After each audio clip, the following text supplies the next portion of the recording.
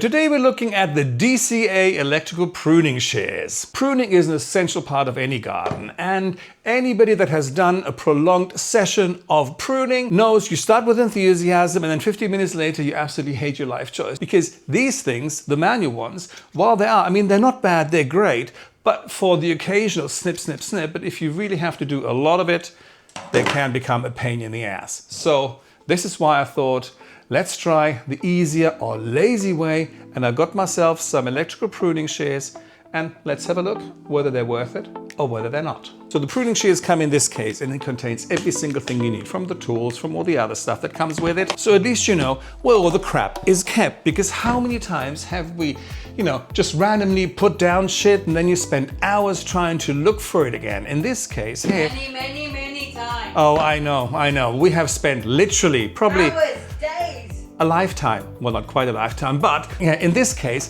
you just dump every single thing that comes with it back in the case. You know exactly where it is. Let's have a look what's in the case. So let's open the good thing up, and here we go. So you've got the manual, which is cute. It's from the original package because nobody ever reads the manual. Then you've got the battery, the charger. You have a little bag of tools with Allen key and all that sort of stuff you need to change anything. And also, here.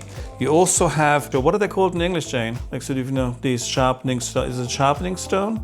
It's a sharpening stone, so I know my English better than I thought. There we go. And then you've got little tools you need to be able to change the blade, because yanking this one out, it comes with an extra blade as well, which is brilliant. And obviously that will be another sense of longevity, just in case if one blade breaks or goes completely blunt or whatever, you always have a second one to change.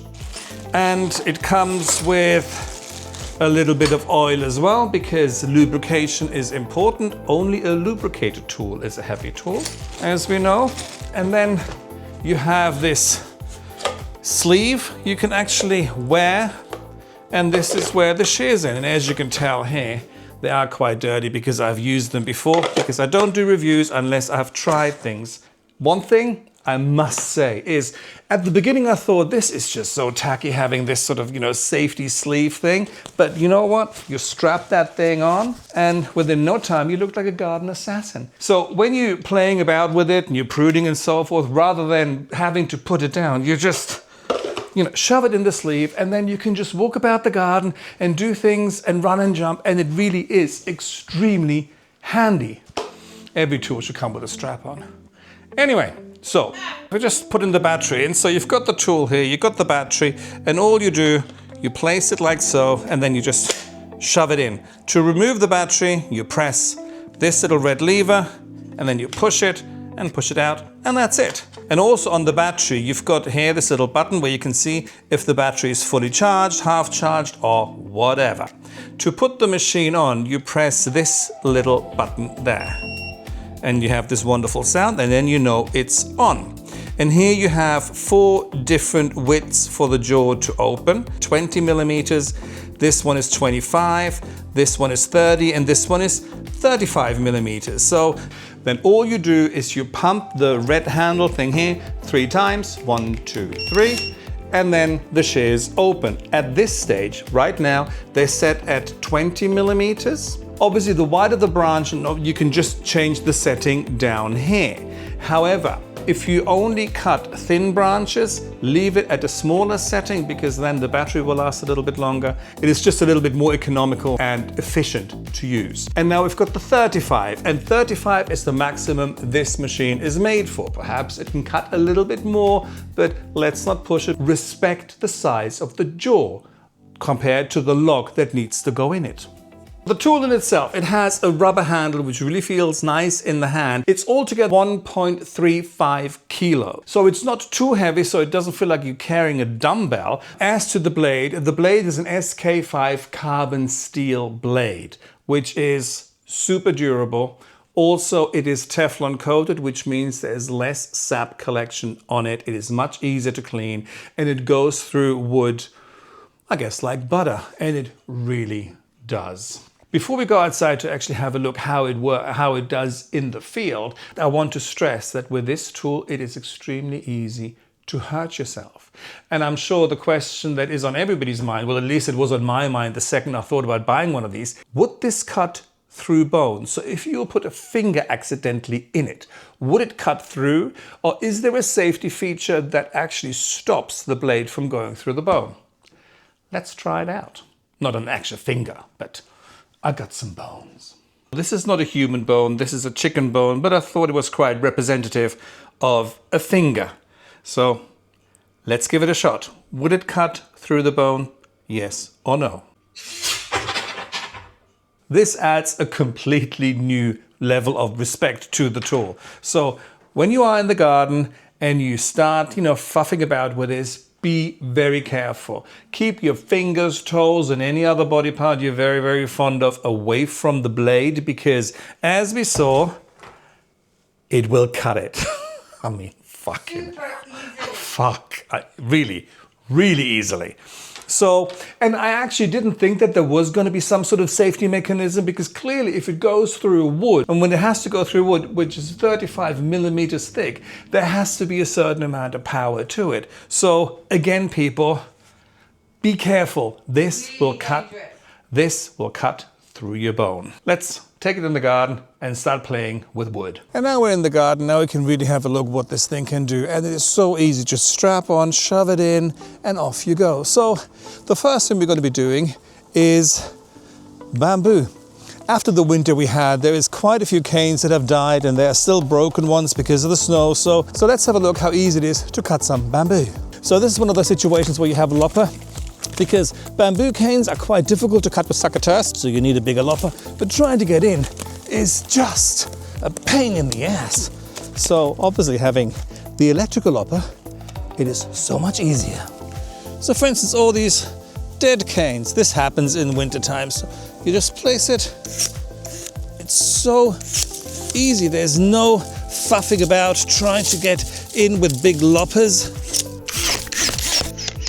And then if we come into normal wood, so this is a willow, and if we're just looking at this branch is 32 millimeters, so just fine. You just whip it out, you activate it, and you cut. I have to be careful because I can get extremely enthusiastic about this, and all of a sudden I've got like no trees left whatsoever. But what you can also do, rather than shred them if you want to use them for the fire, you just go in and chop them down for whatever length you need.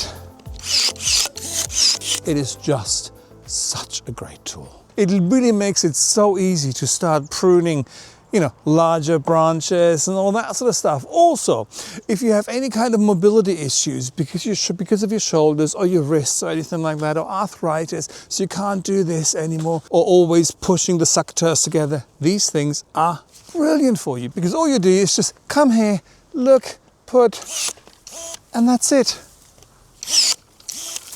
So easy. It's so much fun. And again, you can just chop them. Oops. Ta-da! We have been doing an awful lot of work on the front, and this has gone through the ringers. Let's go to the front. And this is what I wanted to show you. So we have been doing an awful lot of work on the hedge because it was just too fucking tall and it just needed to be calmed down a little bit. So loads of these branches have been cut with this little tool. Also, we filled up, when I say we, Jane, filled up the 200-liter water bud just with branches. And again, it was just, cut it, and then just cut it down to the size you needed to, and it's so easy. Yes, of course we could have shredded it all, but Elix is a bitch to shred because it just clogs up the shredder. So you just cut it into tiny little bits and put it in the bin. And for example here, this is Hollandii, again in, no problem at all. And sometimes it has a little problem, and then it doesn't. So here we have also Elix, which is the spiky, horrible stuff. Again, no props. And as you can see, we really have been doing a hell of a lot of work. So this thing really is super. And again, especially when you have mobility issues, arthritis and stuff. So this is going to get you back out in the garden and you can do work again. Yay!